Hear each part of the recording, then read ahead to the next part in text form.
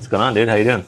Great, man. Nice. Finally getting started here. Yeah, so we got here at what time? I think we agreed we were going to show up at 8:30. 8:30. So we made it, made Yeah. it 8:30. I don't know what time it is now. I don't got a watch on. This is fake. It's a fake. I put it up for the camera. It's 9:30. It's a good looking watch. So, Thank you. What's the funniest thing about this watch? I'll show you. So, like, if you look on the inside. Check it out. This is real. I got this from a thrift shop. And on the inside, it says, for your 30 years of service to Mercury dealership. I just thought it was hilarious that after 30 years, that's what he gets. And meanwhile, the guy who earned it for 30 years no longer has it. It might have been an estate sale, probate sale. Maybe he was getting rid of it. Or I'd like to think that he just sold it for cash. Yeah, I would. Well, right. Hopefully not, man. If you're 35 years at a Mercury dealership, I'd hope you got some kind of retirement figured out. You never know. I mean, you could have just been in like a maintenance shop and like, this is what you get. Maybe he was in the service. Like part of the funny part about it is the fact that after this long amount of time, maybe this is like, I don't know. What are you supposed to get after that amount of time? Well, it really depends on what you do. I don't think that working is, just because it's difficult doesn't mean like you should be paid more. Like maybe that's a hot take. But wait, I'm writing that down. We'll circle back to that. But I know you have a couple questions. Let's roll with you. Okay, so yeah, we're about 9:30. Just for reference, it does take a long time to set this stuff up. So I would say next time, leave ourselves some space to get the tech and stuff. We are looking for people who are interested in assisting and donating locations, resources, cameras, equipment, stuff like that. This is our podcast pilot. So this is hopefully the first of many episodes where we can get to know ourselves, get to know other leaders in Southwest Florida's real estate and real estate adjacent industries. So if you want to be a part of that, please reach out to us. Click the link wherever. I don't even know if there's a link yet, but yeah. Reach out. So with that being said, I just said yes to this because you have hot takes and you have definitely a lot of interesting ideas in that brain of yours. I'm just here to pull them out. Well, that's exciting. I think it works out. I think we have a really nice juxtaposition between real estate Jesus over here, and then I don't know if I would be like the Lex Luthor type, but if people didn't take that seriously, I might actually make that my moniker, but someone would be like, I think it'd be someone hilarious. would take offense to that. I think it'd be great, honestly. We will talk about that a little bit later. Branding, because you got questions about branding. I think we should get into that. Maybe like it'll be a slogan when I get to billboard status. And you know how you always see like Jesus signs across, like call today if you want to be saved from I don't know. From like high commission. You could probably get some clicks doing that. I won't make it my whole brand, but I can make a couple little things. For sure, man. You could get some funny content out of that. Okay, so then if we could, I don't know if we'll get to all these questions today, but I guess the first one that I had is, and this was a great reason why I think you and me worked out great for our first pilot episode, because I don't really know you that well yet. And so we've gotten along pretty well. We run in similar circles. But my first question was really just, if you had a second, maybe tell us a little bit who you are, what inspired you to do the podcast. So you want to tell me a little bit about that. It's funny because most people probably would have like gotten to know each other, gotten to work out the kinks and like make sure there's a good fit. Sure. And I know this isn't expanding beyond something long-term, or maybe it's just the pilot, right? Maybe who knows where this can lead, but I think at the same time, we do have enough interest and things we want to talk about that maybe we could just iron those out together and kind of a work in progress right now. Okay. So that's a cool thing. So to your question, who am I? So I'm Benjamin Medina. Nice. I am a investor and realtor here in Southwest Florida. Cool. And I'm currently brokered with Premiere Plus Realty. I also have a property management company as well as investment portfolio too. Nice. So for me, like, and this is kind of where our circles collide is being part of the investor scene in Florida and Southwest Florida, and whether that be fix and flips, which I've done in the past, rental properties, which I'm focusing on now, or any opportunities that real estate can provide. I've been in the industry for about 4 years and actively licensed for the past 2 years.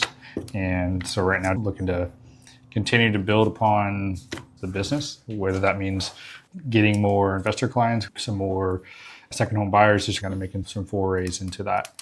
For me, outside of that, who I am someone that was born in Florida, kind of a native Floridian. Some people like to call us crackers. I live in North Myers, which I personally am biased to say is probably the best place to live here in Lee County. But it's just as far as the rural nature of it and still being kind of close. Yeah. Not like Cape Coral. I live in Cape Coral right now. They just put out a recent rule here for real estate professionals, a 16-foot setback requirement for real estate signs. Someone got a fine for it. It's like $250 first offense. What's crazy is the right-of-way ones. You can't have it on the right-of-way, like you're open outside, which I get, like, just protecting traffic safety. Sure. But now they're coming after our signs in front of the 16 house. feet is insane. I mean, is that by the front door at that point? The setbacks are most places. Well, in Cape Coral, at least, I'm pretty sure it's 25. 25 to the back? From the street to the front of the house. I thought it was a 15. You could be right. Okay, let's say it's 25 because otherwise, if it's a 15-foot setback, you're literally on the house. So I think it's 25.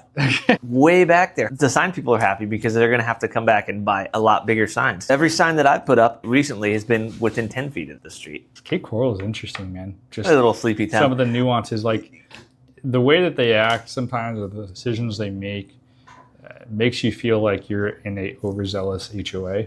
And so it's just, I can see why people don't like it. Sure. I feel very weird about it, but I will say this office is here on the water, and it's beautiful. It really looks great out here. You guys can't see it, but if you could, you'd be really jealous about it. If I were to live in Cape Coral, if I were to live somewhere else, like definitely being on the water is just something different about it. Even if you can't get out to the Gulf, riding around on the waves is pretty fun. So I agree. That would get me out. Same question to you. I definitely don't feel like I gave myself a good and who am I? That was just kind of the start of it. Great. My name is Colby. I am doing this podcast really because I got inspired from this guy, Chris Cueva, who I'll shoot out here for a second. He's just a nutcase on social media. I don't know how he's doing all this stuff. I don't know if this is vehicles he's renting or what he's getting, but he's driving around in Lambos. He's starting a luxury social media marketing website. He's booking trips to. But at any rate, seeing what he's doing on social media and speaking to Ian Volks, he's kind of semi my real estate, construction mentor type figure here. There's this big idea about vertical integration where you have businesses that feed each other. That's a big piece of what I'm trying to build here in real estate. I have a wholesale business, I'm a realtor, and I supply labor for general contractors. So these businesses all feed into each other, and the way I see it, personal branding is kind of the way we're going to tie all these things together. So I was interested in doing this podcast because it allows me to provide a platform to other professionals in industries adjacent to the industries I do business in. And then it allows me also some free marketing. And I mean, doing this podcast is essentially free. Doing this, making this video content, getting yourself in front of potentially thousands, if this goes well, a lot of people. You didn't used to be able to do that before they had the printing press. You had to handwrite books and you had the printing press, and that was revolutionary. Now video content is just so cheap and easy to make.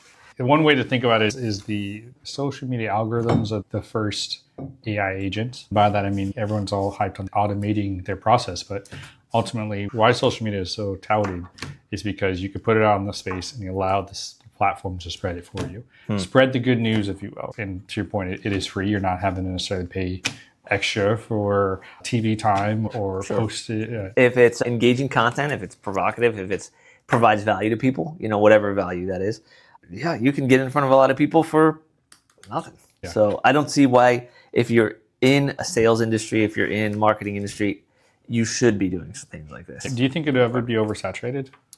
I think it may be oversaturated now. It takes consistency, and time will tell if we're able to run against the statistics. What they say, the average number of podcasts created by all podcasters on Apple Podcasts is like most people make one podcast and then that's it. If you make 21, I'd have to look this up, but if you make 21 podcasts, you're in the top 1% of podcast makers. If you make 21, I think is the number. If you have 21 podcasts. That's just banking on the habits. Like, what is it, 21 days and habits formed or something like that? I guess so, yeah. 21 podcasts. So apparently that's the lucky number. The bar is low from a consistency perspective. So it's like, if you are doing that, you're saturated, I would say, on the low end for sure. But if you're able to do it consistently, you will probably get ahead. Even after 3, you're kind of dialed in your systems a little bit. I was noticing another real estate agent. He started one and he's at like 7 or 9. Even at that moment, I feel like you're starting to get experience enough to like, okay, I kind of know what I'm talking about, how the flow is. You're just having the conversation. Right. And the equipment here is not there. I think that's a little tough to do. Well, by 10 or 11, you kind of move past that. And then by 21, you're like, okay, I got this. Tech will be a real concern for us moving forward, making sure the camera's not going to die. I'm having some anxiety that my battery's going to die or I'm going to run out of storage or something.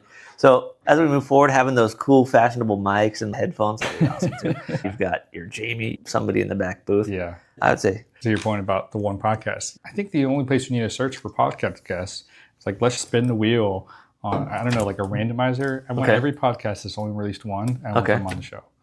Okay, say that again. What was that? Like find all the podcasts that just did one episode and like bring them on as a guest. Like, hey man, like your podcast looked really great. I was looking forward to that second episode. Yeah. What happened? That might be interesting, dude.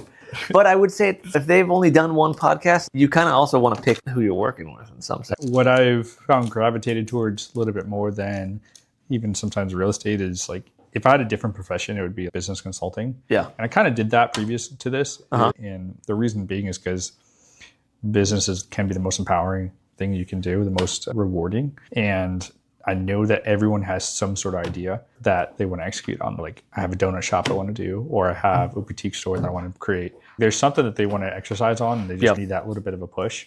I was talking to a lady last week, actually. She's a part of a newspaper, or she's an ad director. I don't even know how he's come up, but I was like, what do you think about it? She's been sitting on a book for 20 years. And I was waiting on, like, and I explained the concept of self-publishing. One of my favorite books or authors, his name's Andy Weir, he released The Martian. I've read that. You've read that, right? Well, probably audiobook. I used to listen to a lot of audiobooks. Yeah, I love audiobooks. Yeah. Did you watch probably the movie then? Yeah, right? the movie. If you go back, he talks about it. He just posted a chapter a week on his blog. So he essentially wrote the book in public, which I'm a big fan of, showing your work and being open and vulnerable. You could have gone through the first renditions and iterations of that book online. Right. And then when he went to release it, his readers on his blog developed this. He compiled it together and self-published it on Amazon. I think it was like $1, maybe $5. Awesome. And he didn't have to pay an editor. Even if you sold it for $1, which you're probably not, people still buy, $5. The amount that he saved between publishers and editors is tremendous. I mean, millions of dollars. And he was also able to build that following up as he went. That's a big problem with publishing right now. I know you said self-publishing is an option, but if you want to get published by somebody else, you have to have a pretty significant following or two. That's a pretty good strategy, and it sounds like the thing that set him apart versus all those other people that didn't write a book is that he was consistent. He wrote a chapter, however often, and then finished the job. I think the main point of bringing all that up is the aspect of not seeing a barrier where maybe people weren't willing to publish it, but he was able to find a way that he could still get out to the audience, to the masses, and like within 5 years, it's already a movie with Matt Damon, and like that's pretty big too.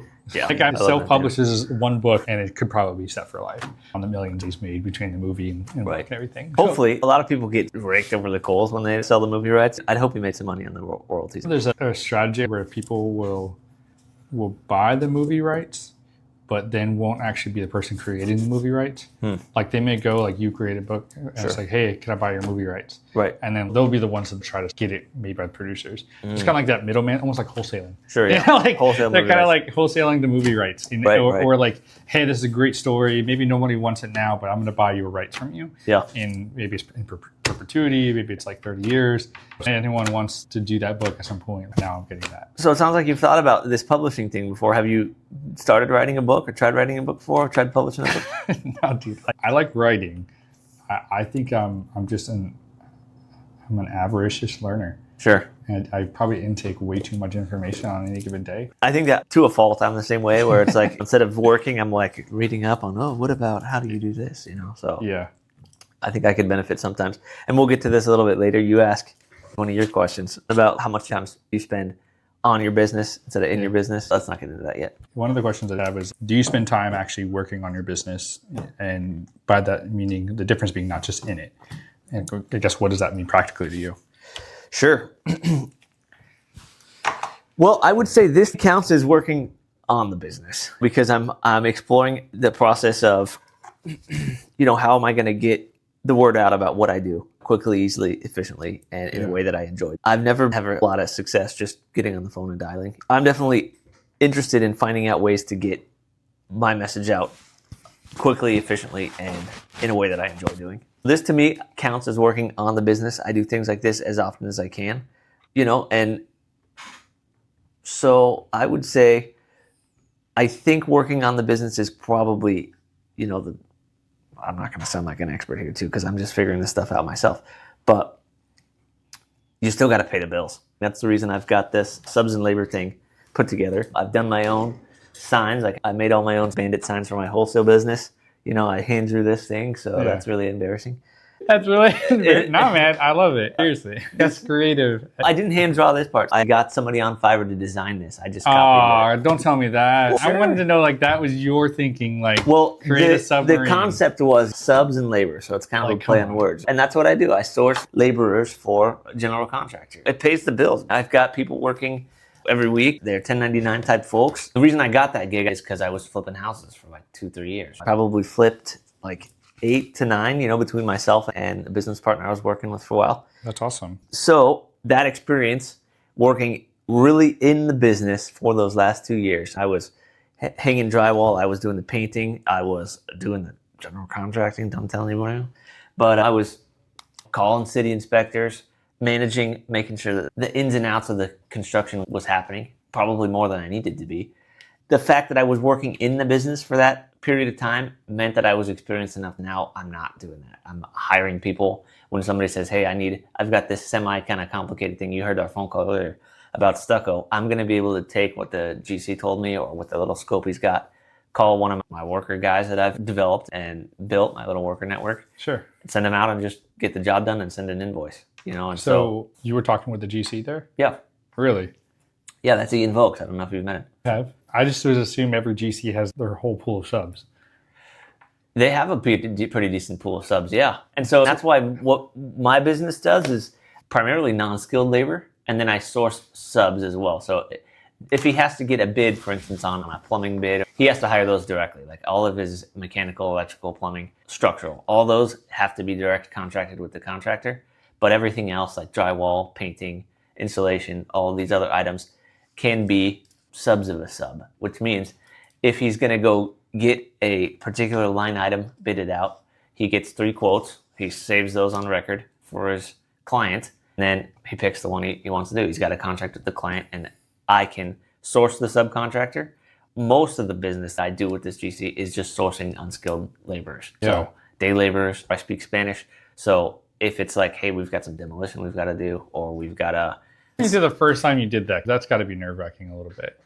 Like finding we've probably seen where you could find them. I wasn't too nervous, honestly, just because there was an opportunity there. One of the biggest jumps right as I launched the business was right as Hurricane Milton hit. Oh. So we have a close friend of ours. He's been hosting another event, the Southwest Florida Business and Investing Social Hour. Ian hosts this with this guy, Blair Milliken. Blair, he co-hosts this event, and he did not attend this night because we had the hurricane coming. He calls Ian saying, hey man, I'm sitting in my kitchen and the water is just about to start coming inside. They live right on the water. It was a beautiful house. Yeah, it was. The water was coming up underneath the floorboards, lifting the tiles up, or the wooden planks up. So he's standing and there's like the AC vents on the floor and the water's just slopping up, flipping stuff up. So I said, yeah man, I'm having some issues here. Ian's giving him advice. He's like, yeah, drill some holes in there in your floor so that you can avoid damaging and lifting all the floor up. Just let the water come up and then clean it out afterwards. Yeah. And Blair's like, no way, I don't want to do that. The water kept coming up. They ended up having to, I think they went on the roof eventually, but the water came in, just wrecked their house. And so we knew, okay, once a hurricane hits, you only have a certain amount of time before you're going to have mold and you're going to have other much bigger problems than just the demolition happen. So we were going to need a ton of people in there to get that thing done quickly. Yeah.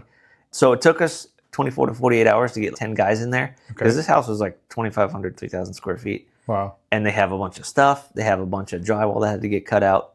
It was just labor intensive, non-skilled work. We bill $35 an hour. Plus cost.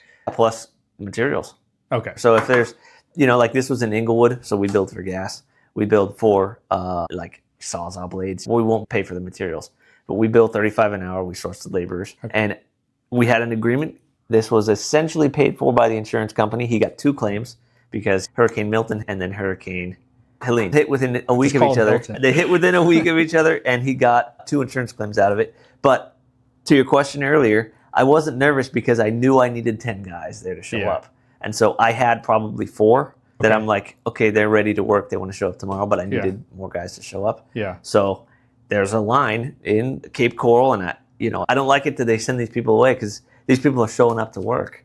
At Home Depot, you have this group of people that just sits around looking for work. And they don't always speak English, but they speak enough to say, hey, trabajo. And so there was a group, about 7 of them. They kicked them out of Home Depot, so they're all hanging out at 7-Eleven. Yeah, and they're like across the the one on Skyline, right? Yeah, like exactly. Across the street, I've seen them. I just went up and said, hey, do you guys want to work? You guys are interested in getting some work in? And they said, yeah. I said, we need 6 of you. Can you show up tomorrow? Yeah. And they said, yeah, let's do it. And that was pretty much all it took. It wasn't nerve-wracking, I wouldn't say. Again, it really helps that you got some Spanish. Yeah, for sure. So in Southwest Florida, I can't stress it enough. Oh my gosh, yes. But do you speak Spanish? No. Okay. I only slightly understand it, enough to get me in trouble. Because of the changing nature of the neighborhood, it's not just Lehigh Acres, even Cape Coral now. It's like there's every place in this county has, you know, an influx of Spanish speakers. Right. And it's good for, you know, cultural reasons, for growth reasons, if you find that valuable. But it's like bad because if you're like, I mean, good, I don't know, 10-15% of the clients I interact with, I can't help them. Right. Because I don't speak the language. Yeah. I've tried to do a couple transactions. Sure. Like 1 or 2 were successful when I would have a translator. God, it's such a process because like you can get, like, sometimes it's mostly land, so that was a help. Even if it's a house, you can get them through the homes, answer basic questions, but once you need to answer contract-based questions, like here's how this is going to affect you. Trust is the main thing that I've got to work over, because it's like, you know, even if some people are really trustworthy, especially if you are speaking in, or trusting if you're speaking in Spanish, and I'm like, tell them to pump their brakes a little bit. Like, do you know what you're actually signing here? When I have to go a couple times, I got to reiterate, this is your inspection period. Like, if you don't have this, decide if you don't back out by this date, like you're losing that deposit. Sometimes if you're not really clear about it, and maybe technology will adapt and we'll have all of our contracts in Spanish, or they'll have some way to, you know, maybe have certified lawyer contract. You could have a contract signed in English by one person that's then sent and it ends up in Spanish to the other person, and it's verified by a lawyer that this is one for one, so they know what they're signing. I don't know if we're there yet, but I thought about that. Maybe. I would wonder for you, if you're trying to do something like that, maybe just having a cheat sheet. Probably just go section by section and give a quick sentence like, what does this section mean in Spanish? Right. Yeah, but my point is that it's still a lot on the person doing the translating, you know? I don't know if you need a fully translated contract, because even our English speakers don't read the contract fully. That's a good point, dude. All right. Yeah. You know, don't say that, but like, I mean, but anyways, like, who reads it doesn't anyway, matter. right? Like, who's like, Apple some terms people and conditions, like are legitimately going line by line, and like I've had one person in my career that's like, oh, this line said this. How does this apply? That's a question I don't get all the time. For the most part, it's like, what's the price? Like, you know, on the listing side, what's the compensation? Like, it's really the bigger items. Sure. You're not really diving into every single line. That's fair. And it's not a problem I'm going to solve. It's not my problem. I don't think there's that much money in it, really. I thought I heard somewhere that whenever they're signing contracts, particularly closing documents, there should always be a translator there. Otherwise, there could be a suit if they didn't have someone that was explaining the documentation. Then they just sue the translator, you know, which is, again, like, I speak Spanish, but I'm a little wary of selling to people who don't fully understand their documents. You know, that's my only point. You know, it's my fault then if I don't explain the thing correctly to them. It's your fault even if you speak English. Well, not exactly, because at that point they're signing it and it's like you can read kind of thing. Like maybe there's less of a defense. Right. Like you could read it. Whereas the other sense, like, you know, it's like the whole, like if you have dementia, like an elderly client with dementia. You know, it's like if you, and I've been advised against this. I was trying to buy a house actually from this 87-year-old at one point. If they're not in good conscience. She was in good conscience. She was totally fine. We've helped her out in a lot of ways, and she's just going to stay. Like, she's not parting with her house no matter what, you know. Originally, I was going to try to help her sell it. You know, I thought about trying to help buy it from her. But essentially what could have happened, and what does happen a lot of times if people buy from these elderly clients that have any signs of dementia or anything like that, you can just get the whole transaction thrown out. For sure. You know? There was a time in my office, we had a situation where a guy who did the listing appointment, and at that time we could tell this guy was not there. Just asking like, where's my aunt? Where's my, just the telltale signs of like, oh, okay, this guy needs some help. It was sad because all of his family was not, you know, helping. What's your brother doing? What's your son doing? No one wanted to come. That's a real problem, I would say, in Southwest Florida, because they're not there to help them right now, but the second that house goes to probate, they're there. In his case, he didn't have any food. He was at the age where no one was taking care of him, so we ended up actually going to the grocery store, getting him like a couple bags. Doesn't say much. It lasted probably a week. Just didn't want to leave him like that. This was somebody you met? For a listing appointment, yeah. Yeah. There's no helping some of those folks, man. We're trying to like, hey, who's your person keeping you in check or helping you out? And even got in touch with them and like, hey, here's a situation if you want to do something. They don't do anything. That's my experience. I've had 2 cases just like that. One who was 87 and full control of her faculties. But this other lady was clearly like going, Alzheimer's. And she was going through alone Alzheimer's in the all by house. herself. And you get on the phone with her kids, because that's happened a few times. I've been on the phone with them. And he's like, what is she going to do? They can't pay for the nursing home. They don't want to move them into their house. And so it's kind of a sad situation a lot of these folks are in. It's very particular. I would say the 2 thoughts I have towards that. Number one, I have a gentleman trying to do assisted living here. He does thinking a little more on the single family, smaller places, so that perhaps cost could be a little bit lessened. But perhaps the biggest growing trend is the mother-in-law suite. I know you're seeing some more of that construction. Cool. Well, I mean, it's also, they just came out in Cape Coral where it's like ADUs are like, okay, there's like in code, you can have an ADU in any house in Cape Coral now, which is pretty big. In Lee County, same thing here. They have their code that they're allowing ADUs, and there's some setback requirements. And I think you can't have the ADU be bigger than the actual dwelling. So there's probably some limitations. The reason for that is rental income, but another part is wanting to bring grandma, but not wanting them to be in the house, at least have some level of separation. Some of these builders, like I saw did the Next Gen series, and they kind of structure like a townhouse a little bit. So you walk in the front door, and this door right here goes upstairs. That's a whole dwelling. It's like a 2-flat of Chicago. Right. Like it's essentially a 2-flat. And so you're seeing more of those going on. I've seen a couple of those in Lehigh even. I think it's good. I think ultimately it'll help out with affordability. It means that people are going to be able to offset their mortgage payments. You're going to keep more houses occupied in Cape Coral because people who might not afford it otherwise are going to be able to, because they can rent out a room, move their parents in there. I think it was the right move. I would like to think more positively, maybe altruistically, in the sense of like, because I've also had a grandparent get to move down here. She took out a reverse mortgage on her property. There was no equity there. If she had it paid off, we could have like sold it and then like used it to buy another place down here. But because she took that out, we could not get, she's like, I'm not going to live in a trailer park. I'm not going to live in a manufactured, like, even though there are very nice manufactured homes. Like, there's a difference between a trailer and manufactured. You and I probably know that. But like, like, grandma, we can get you in a nice place. Like, it has all these amenities. Yes, exactly. But I'm like, your equity is maybe $100,000 at best. Like, what am I buying in Southwest Florida? What's right there? Exactly. You're only buying a manufactured home. Or a condo with a big assessment. Exactly. But, even like some of these trailers. Honestly, even $100,000, you're either buying a condo, which you have $500 a month condo fee, or you're buying a manufactured home, which still probably has a $500 HOA fee. Because otherwise, if you can buy it for $40,000, you're renting a lot, which is stupid too. I mean, you're paying $1,000, $1,200 a month to rent the lot. So it's definitely a trend for the past 3-4 years of needing more family housing, and I think if anything, that's needed more. Circling back all the way back around, because I still want to talk about the subs and labor. First and foremost, love the logo. Get it. Thank you very much. Excuse me, lack of better terms. You're trying to be the middleman in this arrangement. Labor broker. Labor broker. Probably, is that the phrase? Essentially. Okay. And did you hear it from somewhere? Like, this is something you can do, or just kind of like, there's a need here and I'm going to fill it, and this is what I feel is fair. Is there a labor broker podcast? I don't think so. I can't take full credit for this. Ian is one of the smartest guys I know. He's a savvy businessman. He owns plenty of real estate. He's from Chicago. And so a big thing that we'd spend a lot of time talking about is this idea of vertical integration, which is part of the reason why I'm thinking this is a good idea to do this podcast. Part of the conversation was, I'm also repping this Steel Ridge Realty logo here today.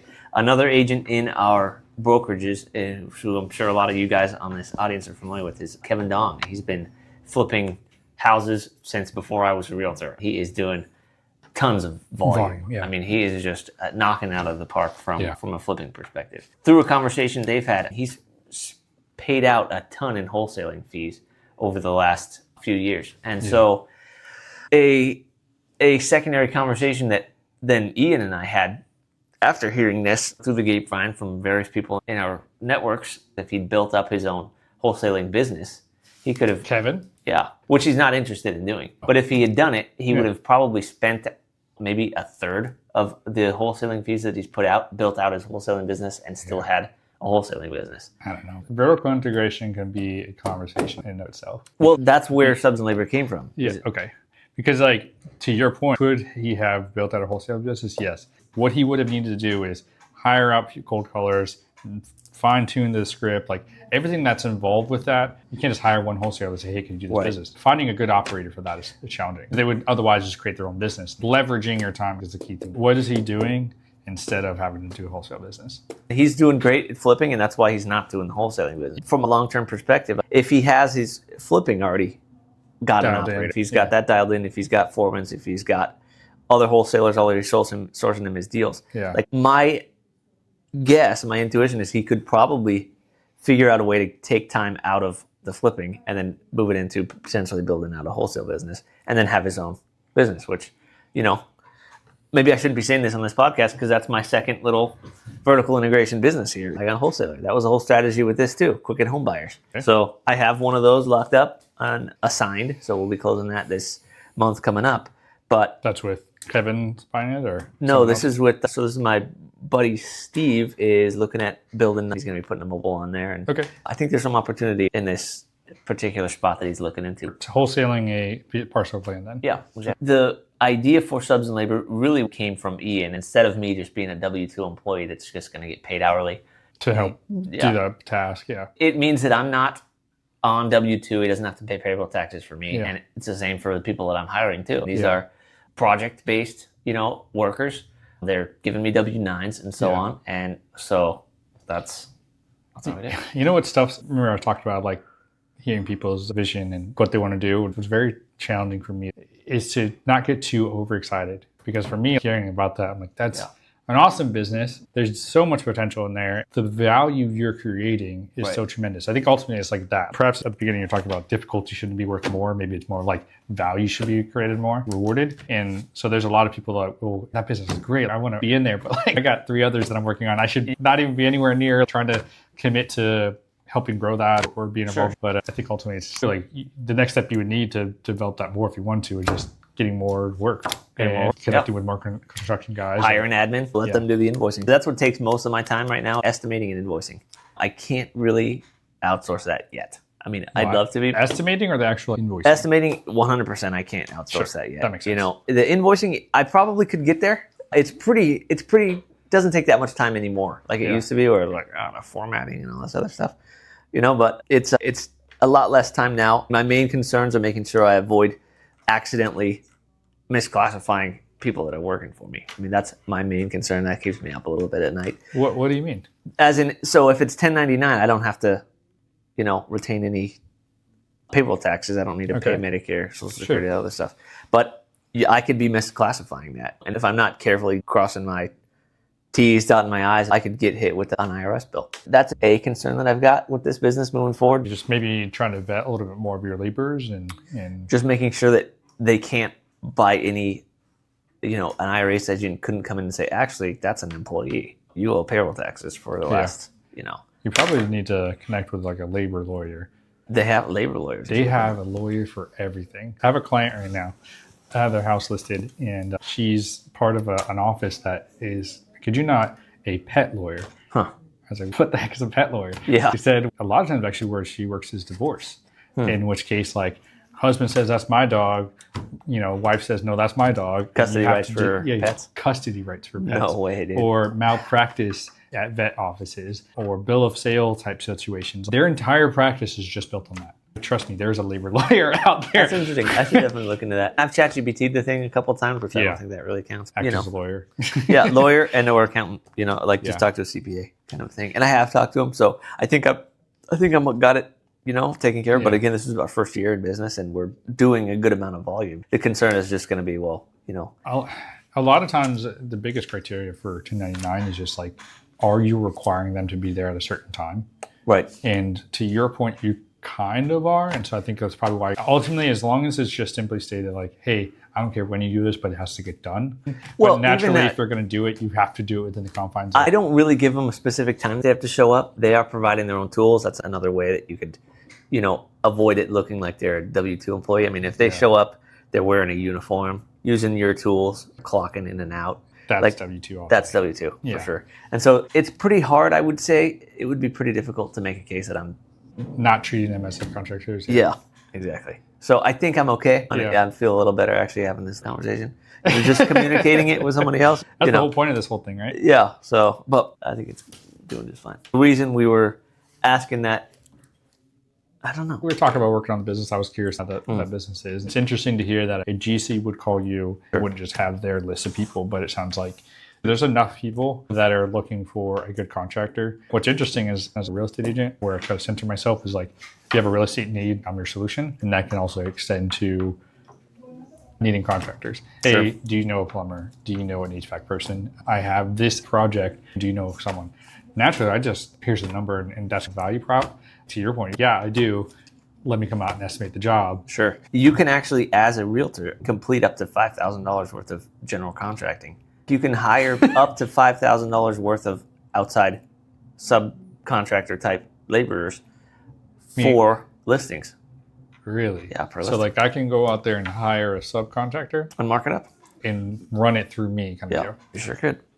Feel free to fact check, pull that up, but Upward to $5,000. up to 5,000. Yeah, you can't go above 5,000. And the difference, like if I was outside of that, like if they said, hey, I knew this thing and I make it seem like I'm doing it, Right. but really I'm subcontracting, like is that technically the limitation? Like technically you should have. No, you can hire somebody else to do it. You can hire if they say, hey, I want to, like I live in Minnesota, right? And my house needs a drywall patch. It needs some paint. It needs baseboards repaired. Yeah. You can actually go out, get those bids, hire them, and then bill the client for those things as a real estate agent, up to $5,000. Is that like a specific license if you try to do more? Like if you're like does that business need a license? Because you're going to do more than 5,000? No, because as a general contractor, Okay. they can hire whoever they want in Florida. General contractor could hire anyone off the street because they're licensed to make sure that the work is done to code according To your example, if you were to work with a homeowner, you would have a $5,000 cap. Exactly. But you could hire a plumber, you could hire an AC guy, you could hire, yourself. Is there laws on the kickbacks on this industry? Kickbacks from Like obviously real estate agents can't get kickbacks like referral wise. Sure. If you were operating in a construction capacity, like, hey, Mr. Plumber, like give me $100 for referring you. Like is there a law around that? I don't believe so. Feel free to check that out. In that case, you could potentially double side that because you could mark up whatever the plumber is charging and get a kickback from the plumber. I mean, if that's legal, double check on that. But you I could. don't know. I mean, funny enough is like anytime you talk about kickbacks, I think the biggest workaround to generate it tends to be like marketing. Oh, okay. Wait, what are we gonna do? Cash? Oh, Yeah. Cash is one way, but a lot of times it's directory sites. Right? Directory sites essentially is they're referring out the business, but they're more so orienting it as a marketing company. Sure. And so that's kind of the nuance you can get away with. Like, hey, we're not referring them out. We just gave We're them a marketing company. Yeah, exactly. And that's another reason why I think this is a good idea to do this kind of podcasting because people need work, man. People need to keep their incomes going, keep their businesses afloat. Providing this avenue for us to talk and have people like an AC contractor up here and talk about their business. Yeah. Man, that'd be great. People want a platform. And so that's, I think, what we want to do. So if you want to be a part of this podcast, reach out. We'd love to come and talk to you about your business. So what I've heard you say a lot of is you like working on your business. And you talked about formatting the invoice and dialing in the system. You're very much a little geek on getting it probably perfect. Where I think the alternative is working on your business, or rather in your business would be like, okay, I'm making the calls to GCs, or I'm connecting on LinkedIn, or I am personally out there trying to drive in the business. I may work too much on my business and not enough in my business. That's a very real possibility. Most people are too much in and not enough on. I almost feel like a lot of people are on it, but that's just my personal tendency. Yeah. It's just like, how can I improve this process? I'm kind of like I justify it through the Japanese Kaizen. You ever heard of that? I have not heard that, no. Okay, so it's like the Toyota method.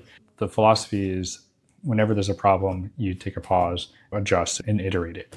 As opposed to like most of the Western factories they'll just keep pushing through production because a stoppage is worth dollars. Toyota, particularly during the 90s, was trying to get themselves afloat.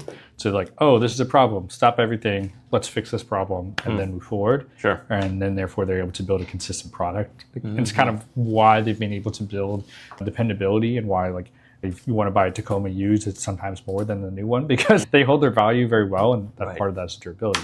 Huh. And so there's the philosophy of always thinking long term. Right, definitely. That's a double-edged sword. Right? Sure, because you still got to pay bills. Yeah. And that is the conundrum, particularly in real estate or sales. It's like every day you have to do something to generate a new client. In sales, it's a numbers game. Honestly, business is all sales. Every day you have to get in front of 10 people, you got to get in front of 20 people. And of that portion, only a little bits could actually convert. I spoke with a guy from an expired listings list last year.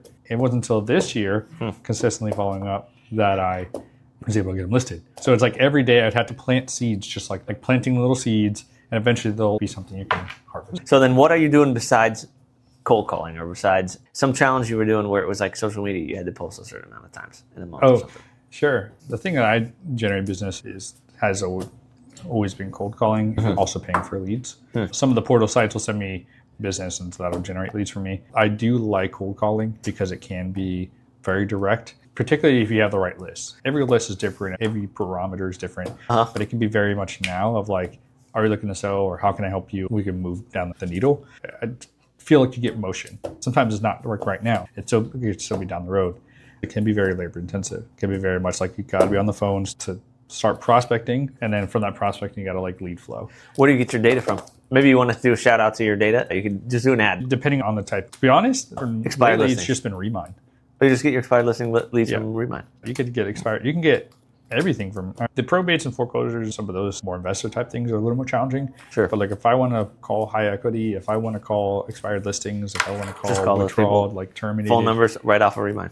Sometimes hit or miss. Like I find you will get phone numbers from a good majority of them. I do have a separate company, like Lead Miner or something like that, that I could send them the data, and they'll give me even more numbers, or if I wanted additional information. Outside of that, in the past, I've tried batch leads. They're all right. PropStream is probably like my preferred, just for like just the way that they can filter in a little bit more. Sure. You still use PropStream? I haven't in a while. To be honest. If I've been cold calling lately, it's truthfully just been expired leads. Sure. Or expired listings, rather.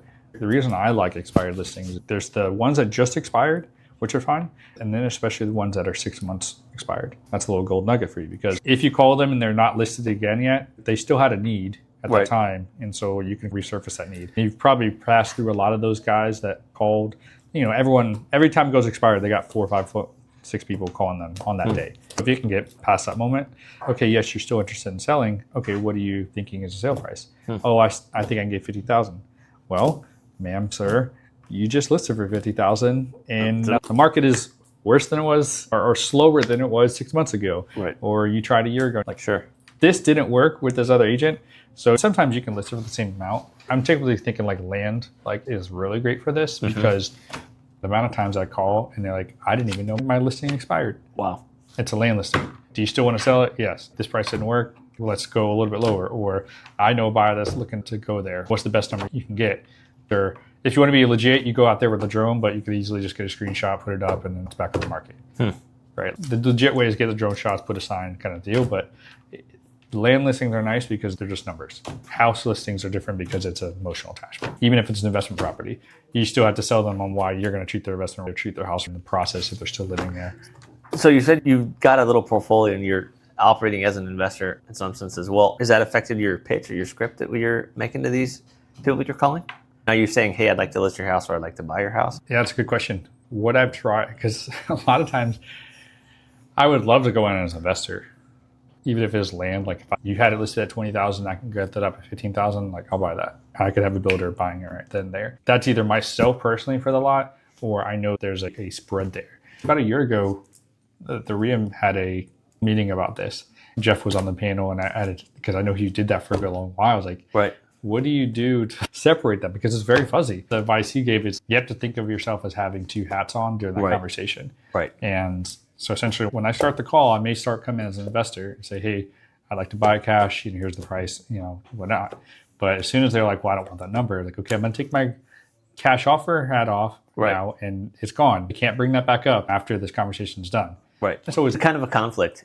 I can see how it's a little weird trying to do both, because, your fiduciary could be affected. Like, say, for instance, you took a listing for a house you really wanted to buy. You might have a conflict of interest. A dishonest agent could not show offers for 6 months, keep the house tied up with a listing agreement, and then just write an offer at the end of it. That would be egregious. I would say it'd be bad. It'd be horrible. There's a lot of room for that kind of dishonest breaking of the fiduciary rules kind of to happen there. I think less about that as more of like, when you're trying to make an offer, some guys will just do, okay, I need to be like 60% less because of cost or because of profit. Sometimes you are even more aggressive than that. Maybe you're like 30 cents on the value. So when you switch from here's my cash offer to then here's an agent, Right. okay, what's the place worth? Yeah. Or what's the value at? Right. So I think it's worth $100,000. You're willing to buy it from me for $50,000. It's That's the weird thing. I agree, yeah, because if I'm buying it, I totally agree. I'm writing a lot of on-market offers right now, and I get agents that get offended consistently. Mike said that yesterday. It's like, tell me that's the first time you heard him say that? Oh, I heard it. He says it every meeting. Which is great. It was heartening because I wrote 6 of them. I went out and did a bunch of showings.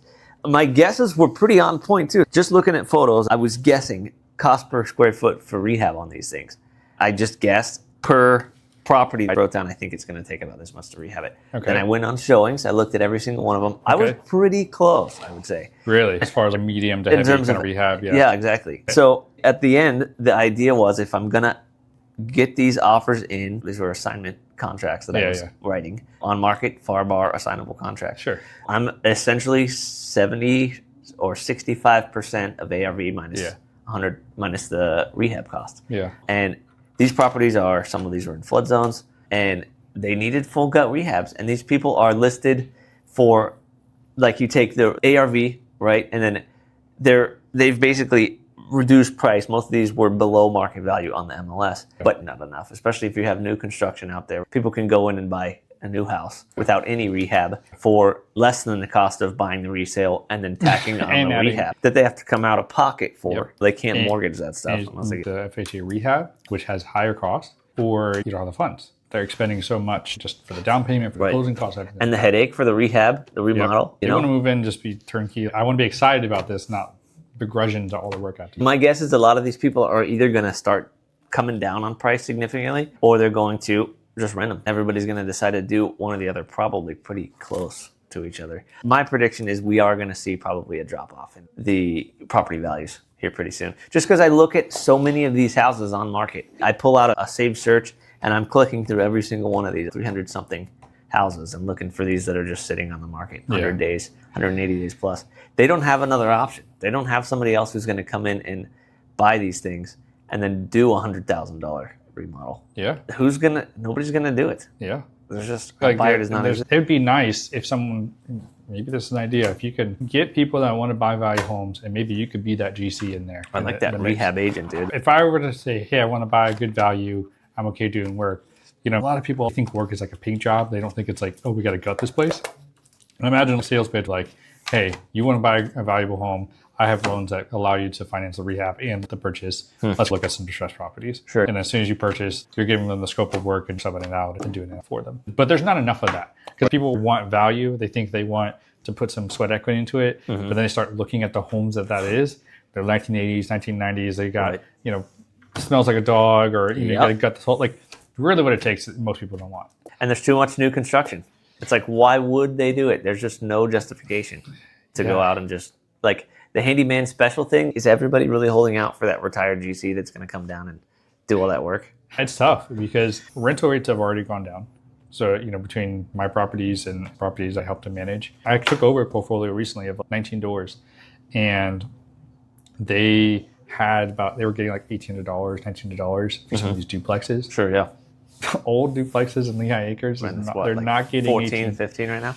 Yeah, like 14 all day, 15, 16 probably. Okay. All right, so you're seeing $200 to $300 drop in rental rates just from last year. Right, which might have been all of the cash flow, or pretty close to it, especially if they bought it in the last 2 in their case, they have them all paid off, so it's all cash flow, which brought a nice realization to me of just how few properties you need once they're paid off.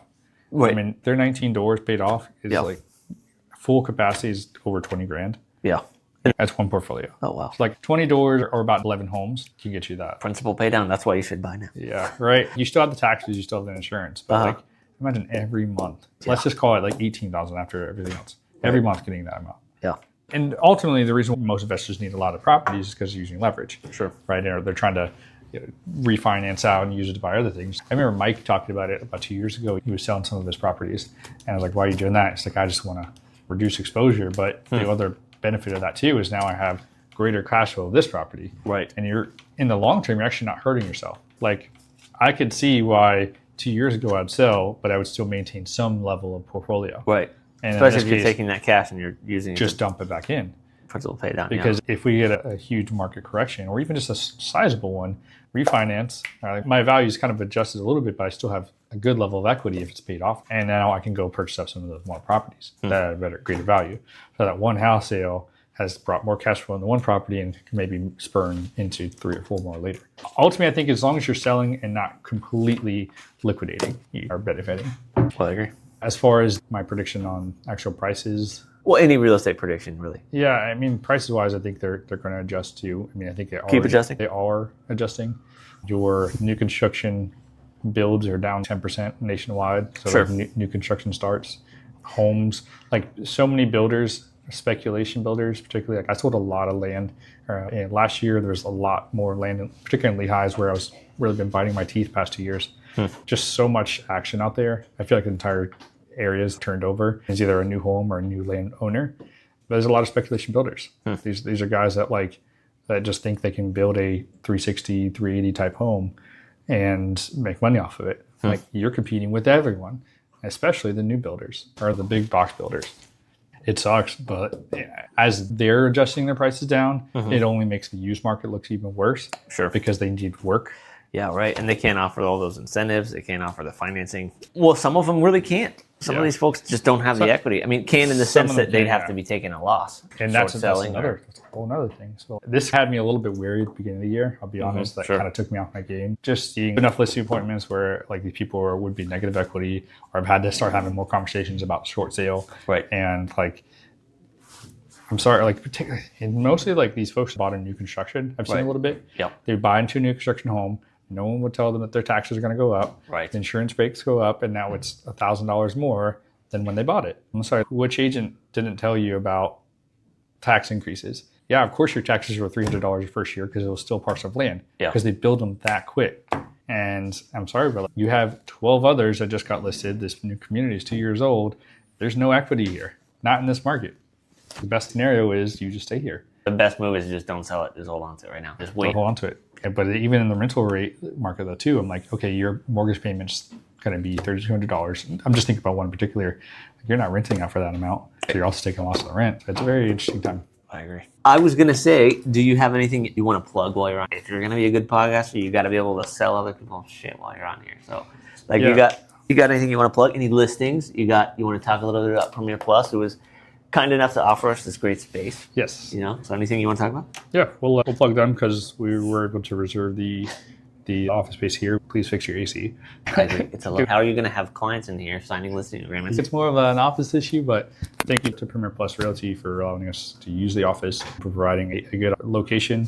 Honestly, I've been very excited and enjoying the time. I came in here about a couple weeks ago and moved from a different brokerage, and so far they've been honestly a tight ship. Nice. And for the amount that they are assessing to the agent, it's like, wow, they definitely are doing good things here. So if you're considering change or thinking about what else is out there, because this is a flat fee brokerage or 100% commission brokerage. Do they do any revenue share? Like if you bring more agents on? Sort of. The way they do that is about $100 a month. If anybody you refer, they will give you kind of dollars to pay $200 monthly cost. Gotcha. So it's not like a traditional revenue share. Like an EXP type thing? Well, the difference though is like an EXP or like a real brokerage, like they do revenue share, but they are not 100% brokerage. They're at 10, 15, 20%. Yeah. So Compass is like 30%, something like that. Crazy. That's the trade-off. Is like if you want to be kind of that sort of type of agent that brings refers and kind of brings a lot of folks, that would be the benefit. But now you're paying more to close your transactions. I feel like they're not getting enough for the value they're providing. I have a guy in my business networking group who's also here, so I put him down as my referral. Every transaction I make will be like $25 in his pocket to use. It's not bad. That just helps. You'd have about $1,200 a year of monthly dues. So like I need to have enough transactions to kind of help offset that. Just something. Sure, yeah. So very cool. Outside of that, we talked about the brands. We talked about, in your case, we have the labor brokering, wholesaling. Yeah, I'll let you do your plugs. But for me, if you're an investor looking to get started for the first time in Southwest Florida, maybe you're not used to underwriting a deal. By that I mean how to make money on cash flow, how, what to do with regards to flip, like where you have to buy it at. Certainly give me a call. So this is your ideal customer then? Yes. My ideal customer is someone that sees the benefit in the property as much as anything. And so that tends to be leaning towards your investors. So someone wants to get started, someone thinking about getting started. If you're looking for land to start some new construction, that's the ideal client. I do likewise help second home buyers as well. Sure. A lot of these vacation buyers, and because I am familiar with communities such as Backwalk Ranch, Veranda, River Hall, and a bunch of other ones. Those are kind of, I can tell you kind of the amenities of those and say why you might want to be here, or maybe you should go here. Like, you know, plugging in the numbers. Do you want golf? Do you want horses? Do you want clubhouse? Like being able to help those out and find the right community as well. So if I'm plugging, I want to first plug out our podcast. If you are interested in learning more about people, business professionals in Southwest Florida, getting to know other people locally, I think this is going to be a good place for you to do that. It'd be a good place for us to host you. We'd love to have you come on and talk about your business, what you're up to, what you're doing. So if you in the audience watching has anything you want to plug or any business you want to talk about, we're doing this in a small scale at my little public speaking event I host monthly. The next one's going to be July 9th at the Small Business Development Center. We're hosting a workshop there. Stormy is going to be spearheading this particular element. She's going to be leading on how to put together presentations, pitches, and so on. Love to have you there. I see that as a focus group, good way to meet people, actually get to know people, because instead of most networking events where you're trying to meet 10, 20 people, have 5-minute, conversations with all of them, you get an opportunity to maybe get to know people in a much closer kind of environment. It's a quicker way to get to know people, and I see that as a funnel for this podcast type event. With that being said, I want to plug that event coming up. We host those monthly, so stay tuned for more location details and so on. The other thing I wanted to shout out, I'll talk about my 3 businesses. I'm in Steelbridge, we'll talk about the other 2. If you're an investor, my ideal client is essentially the investor type. I write a lot of on-market deals, on-market offers, I should say, and a lot of off-market. I've been speaking to a lot of sellers off-market as well. So if you're looking for flips or rentals, our slogan for the assignment wholesaling side is your offer. I don't even know what it is. Your offer, your terms, your price. I gotta write that down somewhere. So it's really nice for the labor broker. The better labor broker is what that one's catchy. So we'll work on the other one. That's a tongue twister. I don't know if that's catchy. Yeah. The better labor broker, dude. It sounds pretty easy to say. So those are essentially, that's what I wanted to plug.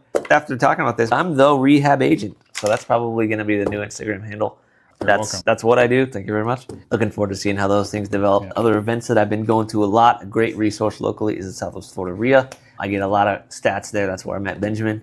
If you are looking to stay plugged in from an investor side, keep your pulse on the market. Jeff and Mike are both really knowledgeable. They know a lot about the local market. It's a great place to get plugged in and meet other people. Contact information? For me? How'd they get in touch with you? Yeah, so the names of the business, Subs and Labor LLC. I'm on Facebook. I'm on Instagram. Subs and Labor LLC. Quick at Home Buyers, okay. Colby Heuseveldt. You can call or text at 239-990-5795. Nice. I'm also leaning more actively towards Instagram, so Medina Realty. If you want to send an email, you can at benjaminmedina.com. Awesome. Very cool. All right. Okay, so then I guess with that being said, dude, you got any ideas? Let's end this. You got any ideas? What would you call this thing? What are we actually doing here? What would you call this podcast if we're going to do episode 2? If you want episode 2, by the way, you better share this, comment, tell us what you think we should call this thing. We call it the Rehab Agents? No. Well, we could. But if you're going to be a moniker, that sounds like your own podcast. No, just the Rehab Agent. We could just it doesn't matter who actually hosts the thing. I was thinking that would be just, that's how I could market me as an agent. But do that. This podcast shouldn't just be about rehab, though. I don't want to lock us into a really tight avatar. Like for me, that business, that's kind of dialed in. That's pretty cool. But this is kind of like the top of the funnel, I would say. The tricky part about the naming is always dialing in and saying where do you want to be pigeoned. Even the branding. I do investors and money-based clients, right? But even sometimes that could be different. Are you an investor, or you second home buyer? Sometimes you're not completely niched down. You need to have what I've kind of said in the past is I help people harvest the sun, either through recreation or through capitalization. Harvest the sun. What does that even mean? Are you a solar agent? You sell solar? No, I mean, I can kind of see that, but harvest sun, I can enjoy the sun, right? So if you want to come enjoy the sun, particularly in winters when people want to come out and you want to either enjoy it or you want to create income, I can help you out with that. So second homes, I can see that. As far as the name, some people might be Is this the South of Florida podcast? Is this a specific niche? I would say Bigger Pockets is really broad. Yes. And they can have guests on that talk about stock market. They can talk about, flipping. They can talk about general contracting. Do you like that a little bit more? I think I'm more of a national type thing. The whole point of doing this is instead of being limited to ourselves geographically, the only people we're going to meet are people within 50 miles of the Rio, generally speaking. Yeah. You get a corporate sponsor every once in a while from Fort Lauderdale. The reason I think we're doing a podcast is so that we can meet people outside of our local environment. Ultimately, the real estate sales is not our opus, our magnum opus. It's not our North Star. And it shouldn't be, because this is gonna be automated here pretty soon. I mean, what are you gonna need agents? Whoa. You don't think so? You don't have job insecurity about being a real estate agent? Is that your hot take on AI? I don't think that you're gonna need real estate agents pretty soon, or title companies. I think 90% of this stuff is gonna be automated. I mean, you have Super already. I don't think you'll need as many, but let's think about the factory. The factory is the most automated area of our lives at this moment. Is it a robot factory operating on its own? Think of like Tesla, for example. They probably automate the most. Are they exclusively automated? No. They have people that have to make sure there's quality control. To bridge gaps. There are small gaps that are difficult to be bridged by the robots. I don't think there's very much value that agents are doing that's not quickly going to be covered, by AI. So, and that's where and it's the cliche thought is that ultimately the connection piece of real estate agents is what keeps them.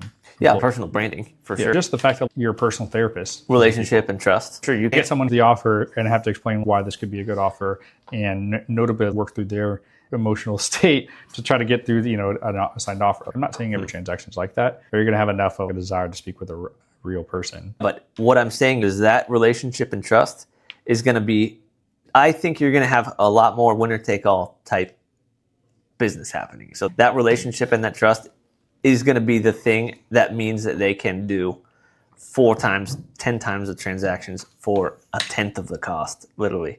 Because it's going to be so easy to get. We already have all that stuff. We have, as cameras and technology and things like that get cheaper, it's like showings aren't going to be as big of a deal. I would wonder what side would get automated out first, whether it be a buyer or a listing. I think the buyer's agents are going away, for sure. There's already a lot of pressure to get rid of buyer's agents, unless you're providing actual value. It's tough because on the aggregate, to be able to show the house, you could do shelf showings. If the seller was okay with that, you could put lock boxes that everyone can self-show. You can go in the properties. You don't need the agent to open doors. Most agents don't want to open doors. That's not why they're there. It's more so to guide them to maybe pick out, see through the various things of the home, what to be concerned about. So in that regard, it's more so a value to first-time home buyers and to the people who are inexperienced or maybe just haven't bought a house in a long time. Yeah. They would have to have some sort of advisor there to guide them throughout. But that's what I'm saying. Like those meta glasses, these little things, you're going to have not hologram agents, but for all intents and purposes, just how easy it is now to do those virtual walkthroughs. And somebody was just doing this at FGCU. I did some little pitch competition at FGCU. This guy had a drone video walkthrough of this thing. It's on a joystick, and he's swinging the whole thing through. It was like being there in the actual house. And I mean, right now, this is really dumb because you got to wear those big goggles in order to get the full picture. But the meta glasses in the next couple generations of that stuff, it's going to be pretty damn seamless. I think there's going to be disruption, especially like title companies too, like we talked about.